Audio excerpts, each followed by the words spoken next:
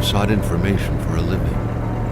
That is to say that ever since he returned from Korea, after having served with the armed forces, he had been working as a private investigator in Montreal. William Hamilton, a rich industrialist, had gotten in touch with him regarding a simple vandalism issue. Nothing to write home about. Not worth hiring a private eye either, just so he can drive for hours on rough roads. But that's how it had always been.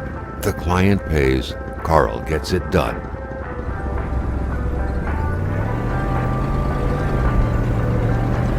They had set up to meet at the general store, his client's business. Well, actually, the entire village had William Hamilton's name written all over it.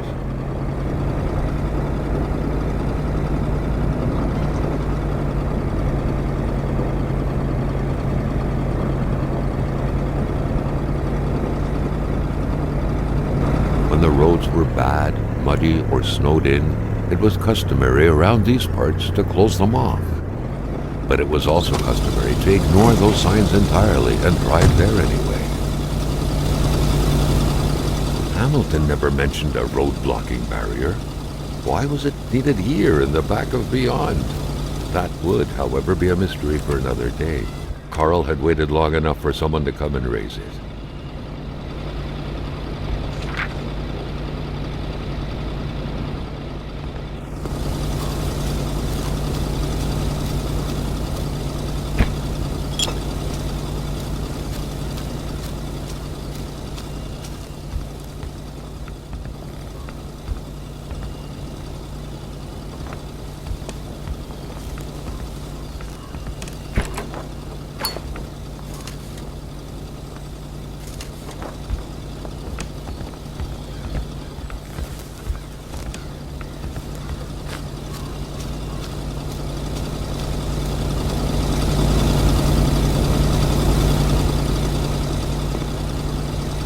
Hamilton is waiting for Carl in the general store.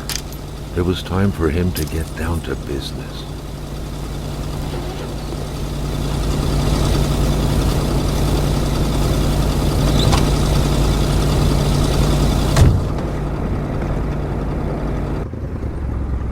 William Hamilton enjoyed a lavish country house built in the very heart of the northern forests, not too far from here. The local populace was divided when it came to the affluent man. Some saw a wealthy philanthropist dedicated to improving the region's economy. Others an aging Englishman who would do anything to further his fortunes. And those ones hated him enough to go on about scheming against him. Hamilton had recently acquired a few local businesses, but the last straw was the reopening of a mine, which gave rise to a wave of protests and threats from the Cree people. Given these circumstances, Carl reckoned that a good number of people must be feeling compelled to oppose Hamilton in one way or another. So far, only the industrialist's house had been a target, but soon enough, Carl thought, the target would become the man himself.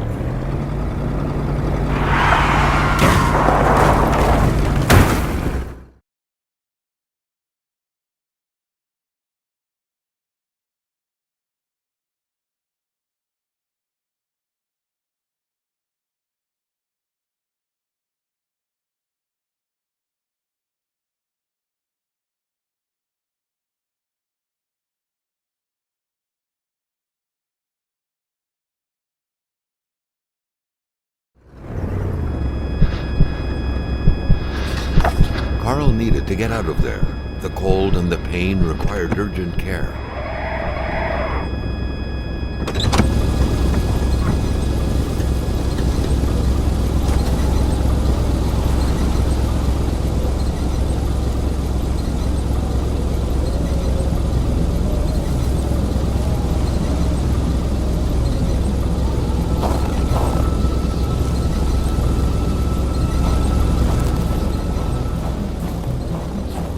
The driver had taken off. It was still best to check it out and leave nothing to chance. Carl needed help. It was a small, locked box engraved with the letters W.H. Carl thought about taking it. Nothing was to be left to chance. This deep in the country, his last hope was to find an abandoned garage or a farm by the roadside. His life depended on it.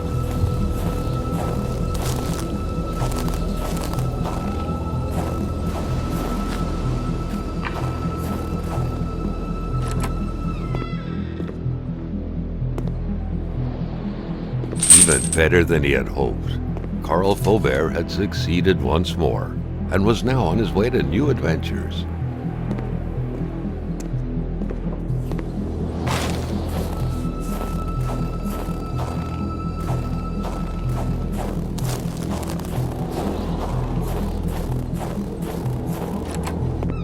Complaining was not in Carl's nature. It would take more than light injuries to interrupt his investigation.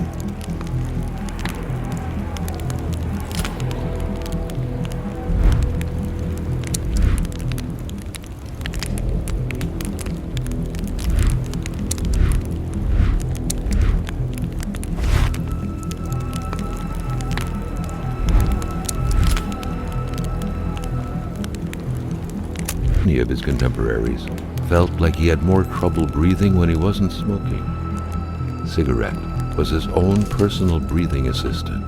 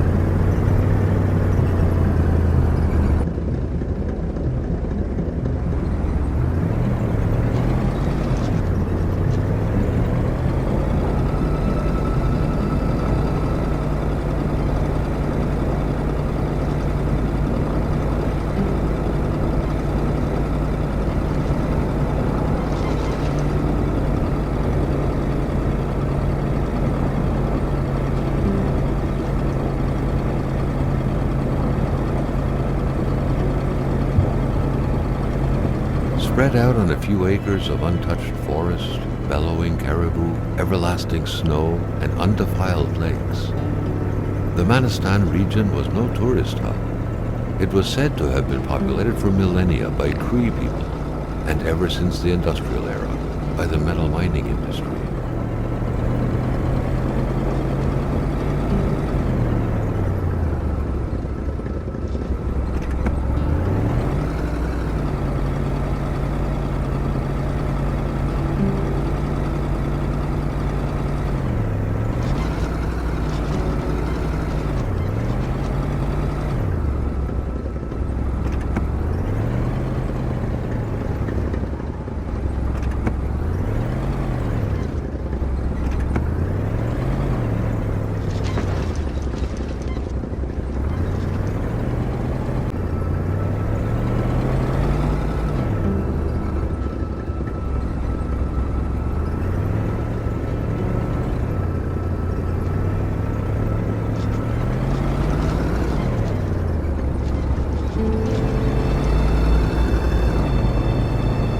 Running on fumes. Good thing that the general store was close by.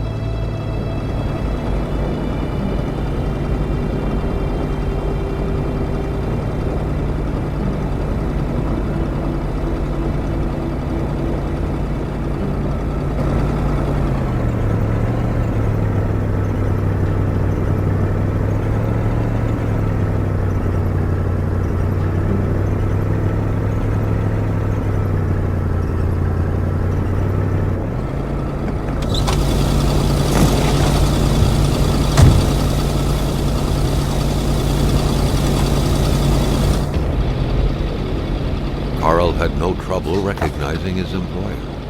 He had been killed. There was no need to be a detective to figure that out. But only a detective could have noticed that the killer had to have been very close, that the fatal blow had been given before the victim even realized.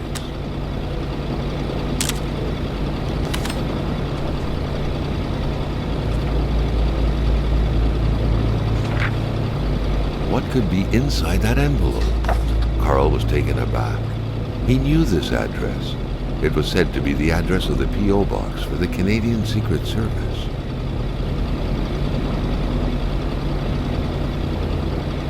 Carl felt a chill down his spine and had a terrifying realization. If Hamilton was dead, then who was going to pay him? An explosion suddenly occurred outside.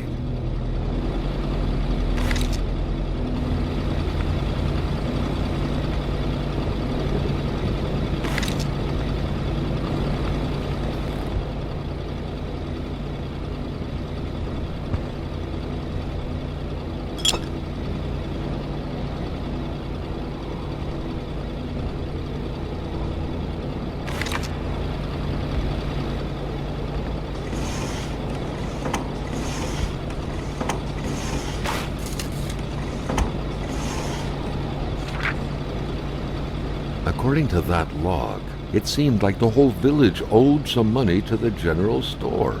Carl was far more interested in the bunch of nearby addresses he had just gotten his hands on, though.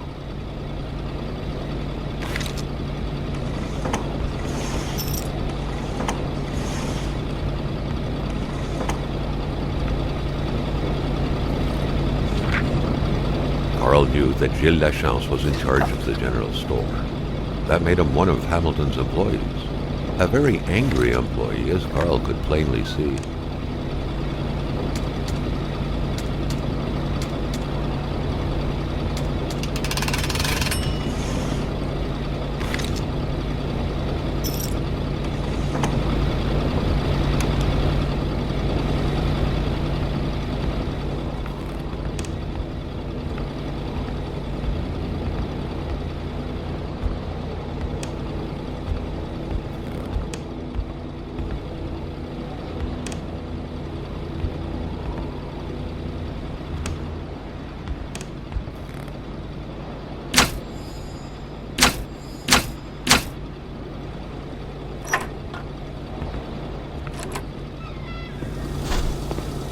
Maintaining his composure, Carl recalled something from his military training. Wolves always stay away from populated areas. Wait, was it about bears? Prince? Carl found a surprise at every turn. Was the camera faulty, or was it a possible lead?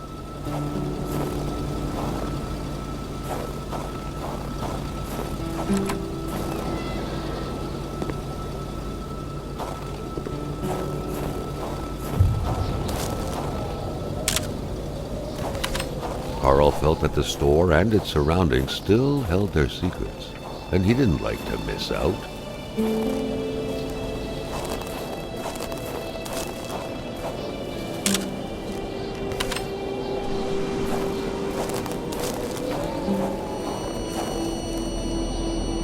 Carl wondered what the hell could that thing be. It looked like a man fossilized in ice. All of a sudden, Carl felt like he was pulled inside a world of dreams, a cold, unknown dimension. Somehow, self-control was slipping from his grasp.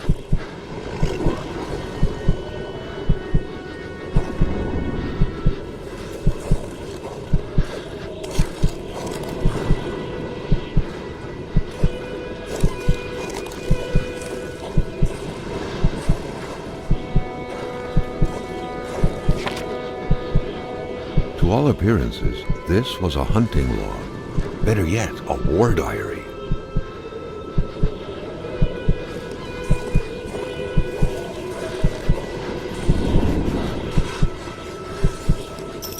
What could these engraved numbers mean?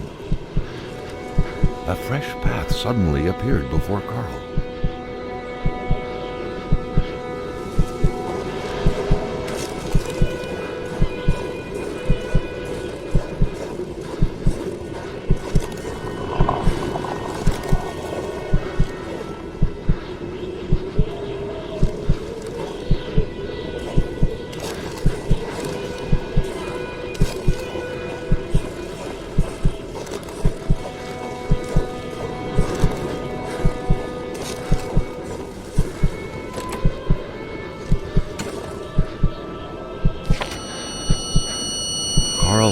feeling you get when you immerse your frozen hands in hot water. What happened? Now at least he knew who the unfortunate man petrified in ice was. Gilles Lachance, the general store's manager himself. That had to be the worst parking job ever. Who was Carl to judge, though? It may be customary to park like that around these parts, or not.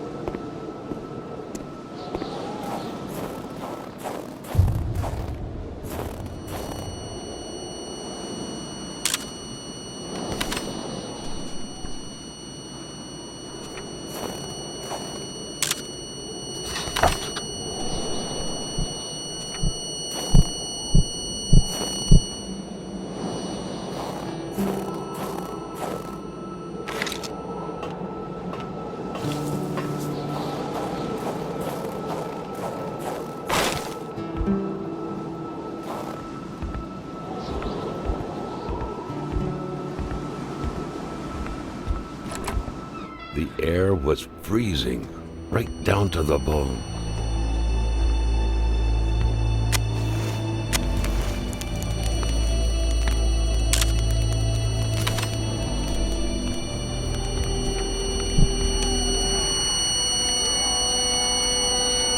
Carl felt a cool, tingling sensation in his back. Another vision took over him.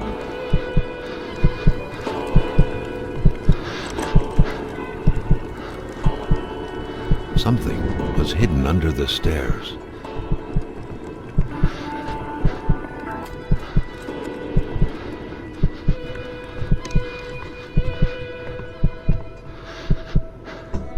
The man grabbed his rifle. Carl felt a sense of dread in him.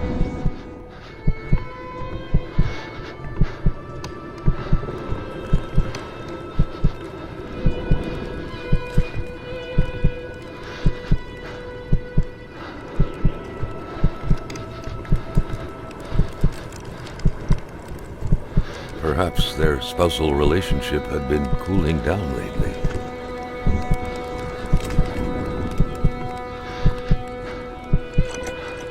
It seemed like secrecy was commonplace in this house.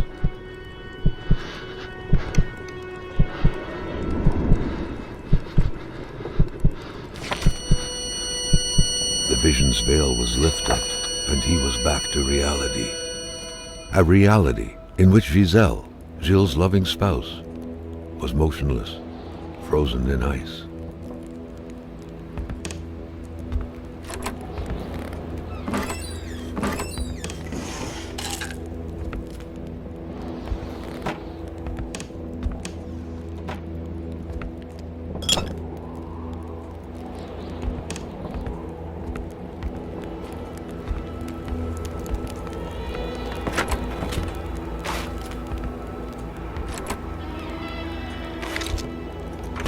Moving. What a pleasant activity. Of course, you'll find the record player only to find the records weeks later in some random box. Carl had seen that kind of safe before. With its double-layered security system blending letters and numbers, its code couldn't be broken by the common burglar.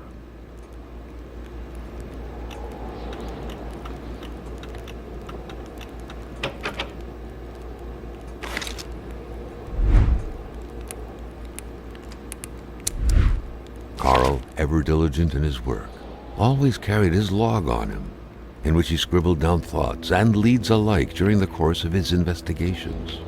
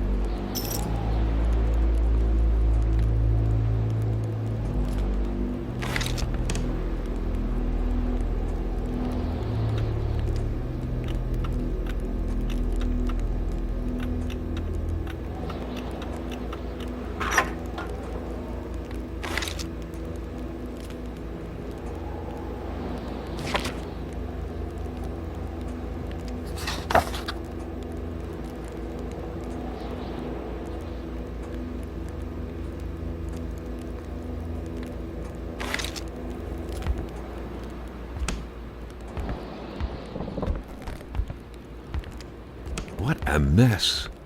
Clearly, there was some major revamping work underway here. The place looked barely habitable.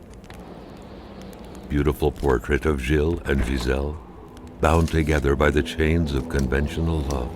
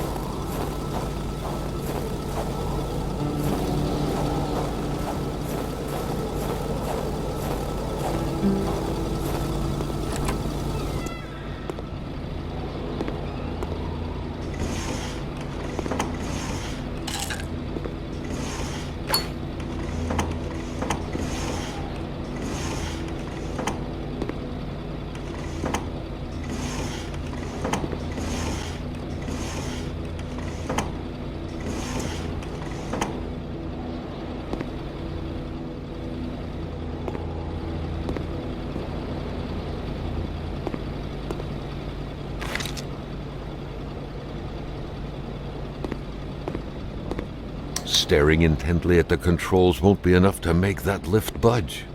The poor thing was out of power. The crowbar was stuck under the lift. Notwithstanding Carl's imposing stature, car lifting wasn't part of his skill set yet.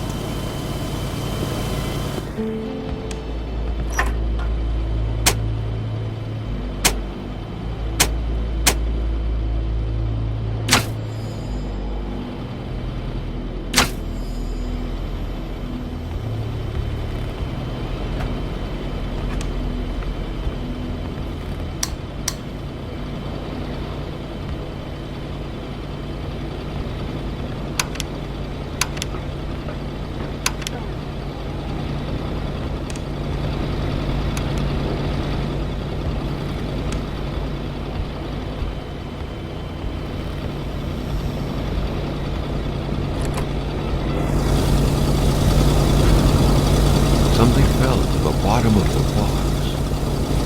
The murder weapon. The milkman had to drive by every week to fill the bottle. The fresh milk indicated a recent visit.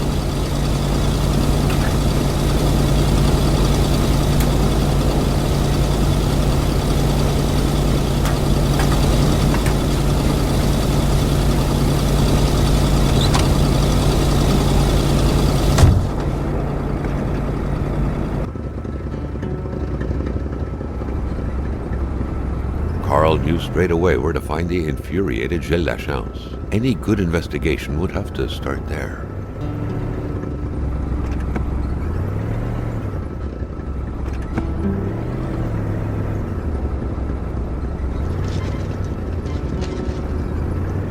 Carl felt that the store and its surroundings still held their secrets, and he didn't like to miss out.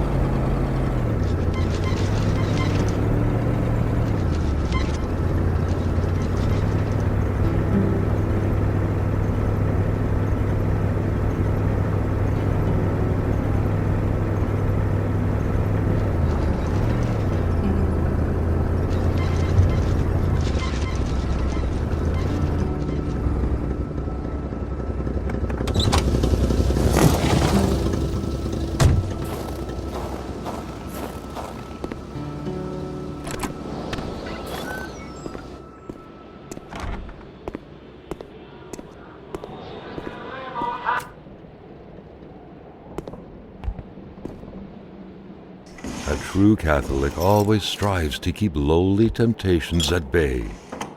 Obviously, Carl thought, someone in this house wasn't doing a good job at upholding the Holy Bible's teachings.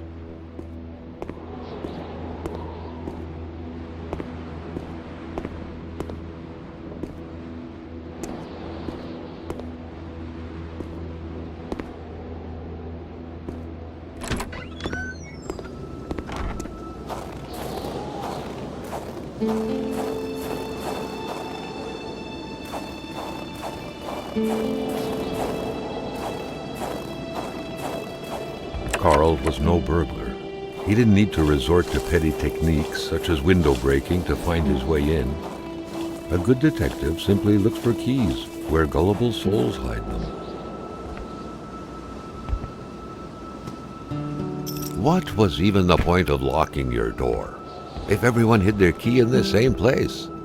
Carl was starting to feel like his investigator life lacked challenge.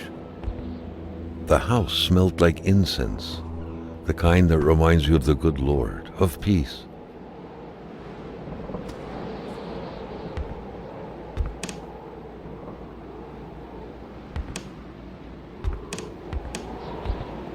Religion was very influential throughout Quebec many years ago. Indeed, it was surprising that Carl did not come across a single chapel since arriving here.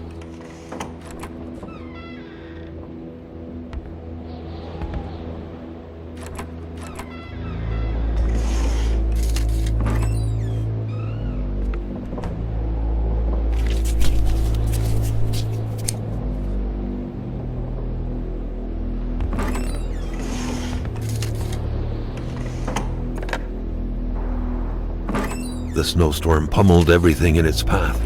Carl was not surprised when he heard no tone.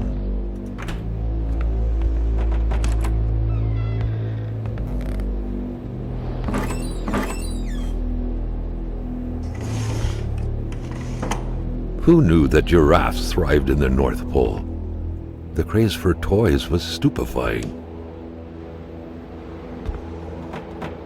The family's mother must have spent her days washing the filth off her kids' diapers.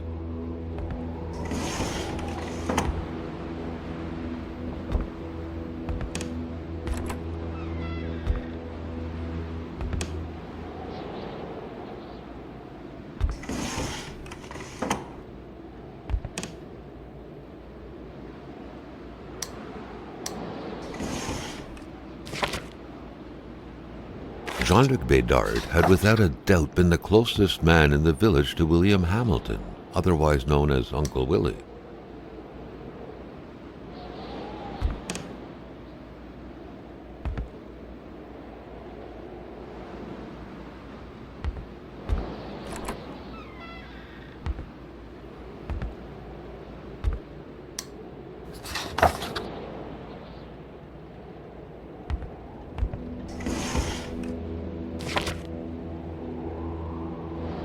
The Bédards had vacated the premises.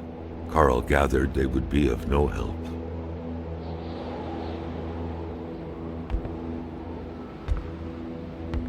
Dream catchers originated from First Nations legends. They were used to trap nightmares.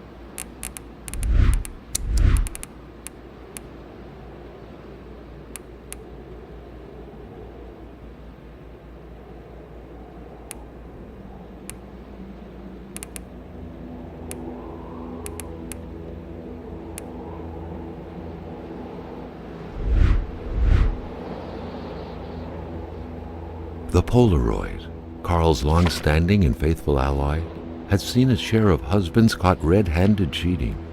There's always something out there waiting to be snapped away.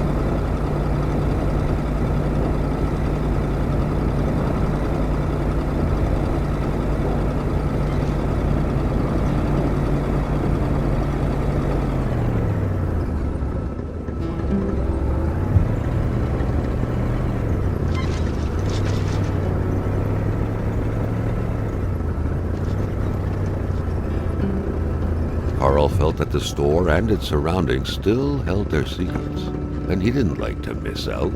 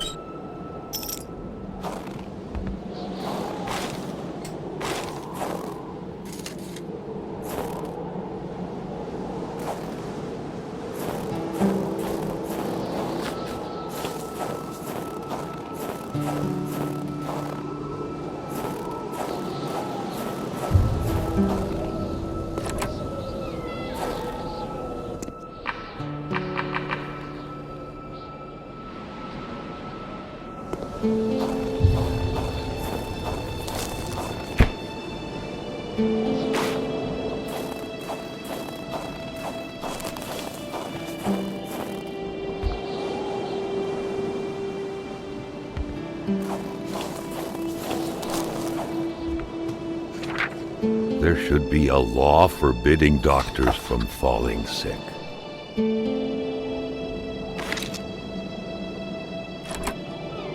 In spite of Dr. Beaupre's goodwill, the place didn't look much like a physician's office. It could easily be mistaken for a sewing shop.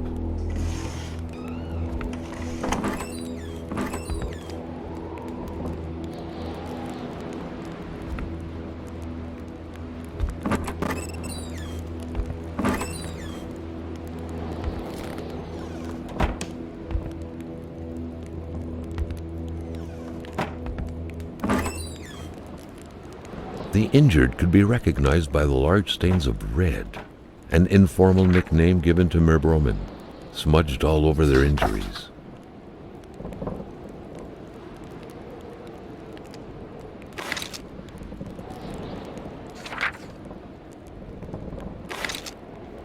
The good doctor, flanked by his beautiful spouse.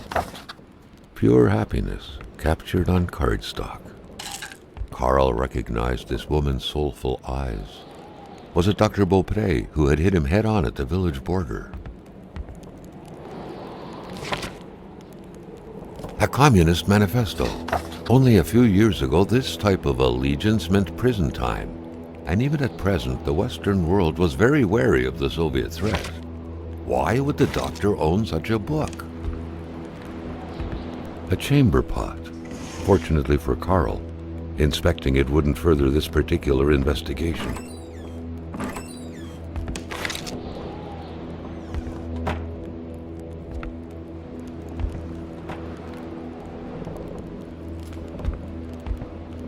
Carl got the trembles as he imagined the excruciating pain that kind of scalpel could no doubt inflict. Within these miserable walls, patients probably felt more like in a slaughterhouse than in a doctor's office.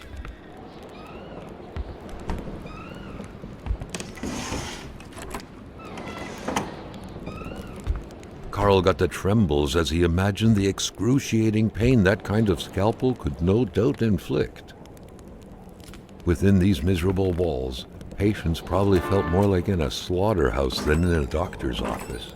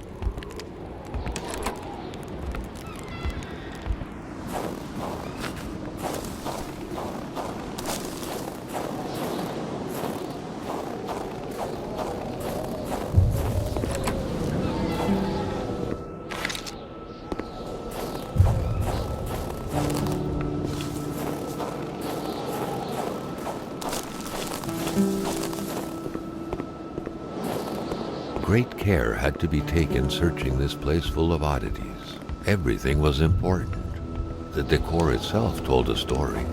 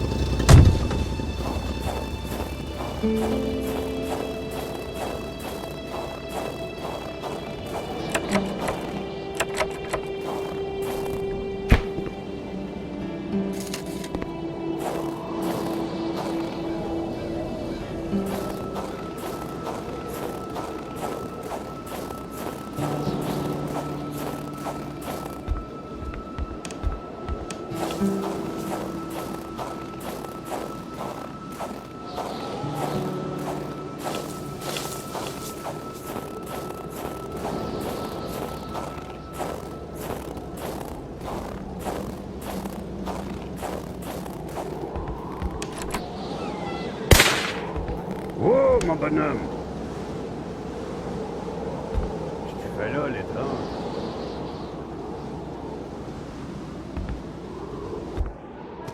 Je m'attendais pas à ce qu'un étrange retontisse par ici. Moi te dire, je prends plus de chance depuis que ça rôde dans ce bout-là. J'ai ma carabine au bout du doigt, et puis bang, bang, bang, si ça s'approche.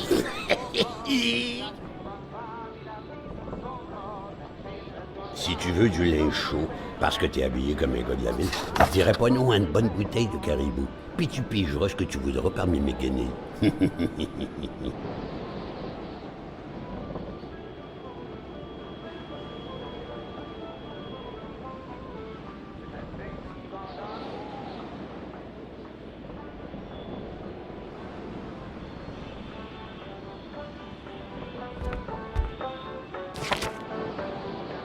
Vois-tu le livre, là? C'est le Wendigo. Ouais, le Wendigo. Un guerrier qui devient un loup pour se venger de sa grosse famille.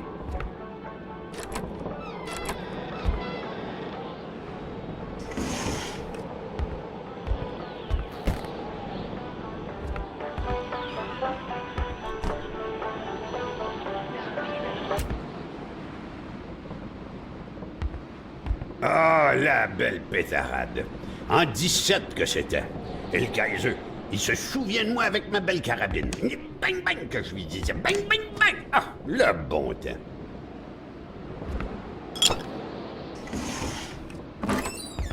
Ah, c'est encore beau. Tout ce qui est vieilli est bien meilleur.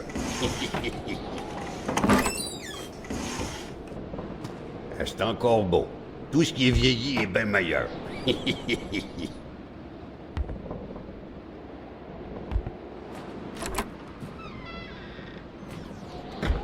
Cadeau, ça ouvre la pantille. Prends-la, je m'en fous. Perds ton temps dans mes yeux, je te raconte.